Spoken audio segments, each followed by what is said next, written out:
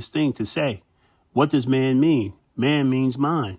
Where is our mind as far as figuring out a way to create a destiny for our people in America? It's time to wake up, black men. This is the African Renaissance Time channel, and I'm Brother C.C. Blackman. And I want to respectfully say to every black man in America, it's our fault. That's right. The condition of our people is completely our fault. You go on the manosphere, you hear black men all day talking about how they want black women to be feminine and how they want to take their rightful place as the leaders of their families. Well, if we're the leaders of our families, we're also the leaders of our communities, the leaders of our nation, the black nation of America. We have to be aware of the fact that we are a nation within the nation, and we have responsibilities to be administrators over that nation. You cannot expect the black woman and the black child to have direction if the men themselves have not marked out a direction for us to move in. This is very, very important. You remember the 1950s and the 1960s where black men paraded around with placards protesting oppression. And those placards read, "I am a man."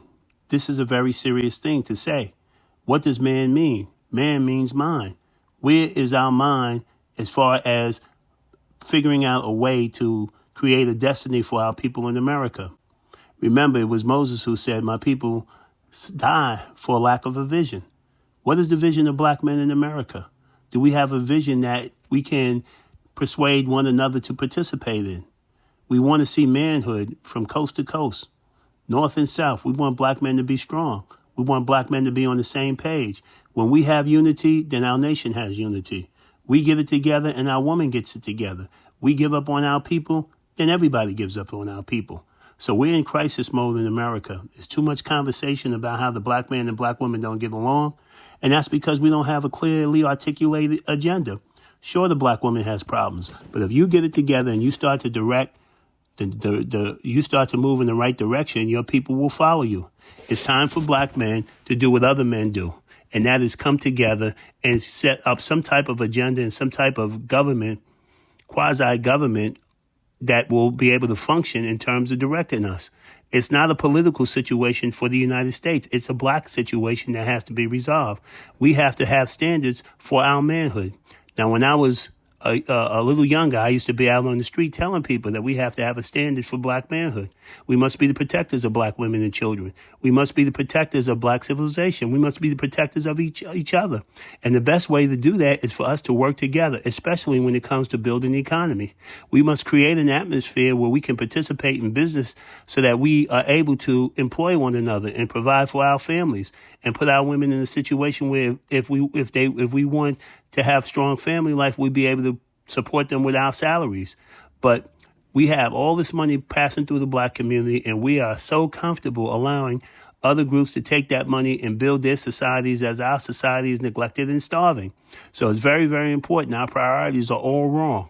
We watch sports on TV all day, and we see how teams work together to achieve a championship, to achieve a goal, but we can't see ourselves as a team. We too busy with artificial beef. Our young people are everywhere showing us that they're going to kill each other and shoot each other because they don't understand teamwork. Teamwork makes the dream work. So if I have to step up and be the coach, concerned Coach Blackman, I'll do that. I want to put a message out there for black men. Stop looking for anybody to blame other than ourselves. We are powerful enough, we're intelligent enough, we're strong enough to come together and start to build an agenda that will take care of our women and our children and ourselves. And that agenda begins with respectful communication to each other and the recognition of what our history has been so that we understand that we have a moral responsibility. We owe it to the ancestors. We owe it to the children yet unborn. We owe it to all these fatherless children in the black community. We owe it to our women to set a course and provide some direction for our people and to start to build some kind of economic base. Let's wake up. It's African Renaissance time. I'm expecting brothers to get back to some intelligent behavior. We have to have an amnesty. We have to look at the past 30, 40 years where we sold each other dope and killed each other and betrayed each other's interests. And we have to put that to the side and very conciliatorily start to relate to each other as if we understand that we're all going through the same thing. But we cannot ask to have the maximum respect directed at us by our women and by our children, if we can't even show the maturity as men to come together and to build something. This is very important. So one of the great benefits of accepting blame, accepting the condition of our people as primarily our fault, is that it empowers us now to make changes. See, if it's not our fault, then that means we're not in control. So I accept the responsibility for the condition of the black community, and I'm doing my part in my community as a father and as a responsible black man, as a business owner. And I also want you to do that. We have to create an environment where it's easy for black men to be strong and to be honorable, and the best people to protect that is other black men. Thank you for listening. It's African Renaissance time.